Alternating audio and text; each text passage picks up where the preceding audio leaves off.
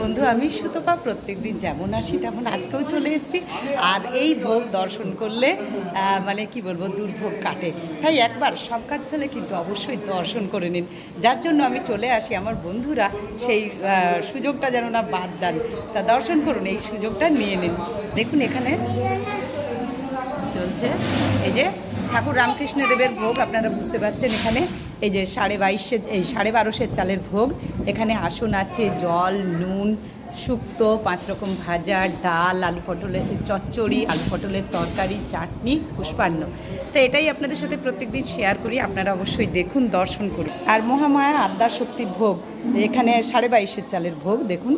আর ওখানে ঠিক একই জল, নুন, আসন, এখানে শুক্তো, 5 রকম ভাজা, ডাল, চচ্চড়ি, আলু পটলের তরকারি, চাটনি, পুষ্পান্ন।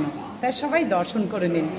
এই যে রাধা মাধবের ভোগ মানে রাধা কৃষ্ণের, এখানে কিন্তু দুটো আসন আছে দেখুন, জল, নুন, শুক্তো, 5 রকম ভাজা, ডাল, চচ্চড়ি, আলু পটলের তরকারি, চাটনি, পুষ্পান্ন। সবার কিন্তু মেনু এক। আর দেখুন আপনারা দর্শন করুন। আরেকটা জিনিস লক্ষ্য করুন, এখানে কিন্তু জবা ফুল দেওয়া নেই, কারণ এটা রাধারানীর ভোগ, রাধাকৃষ্ণের ভোগ, তাই সেখানে জবা ফুল চলে না। এটাই আপনাদের সাথে শেয়ার করলাম। আর আপনারা কিন্তু আমি যেমন শেয়ার করলাম, সব কাজ ছেলে শেয়ার করছে, আপনারাও কিন্তু শেয়ার করবেন আর অবশ্যই দর্শন করবেন। টাটা, ভালো।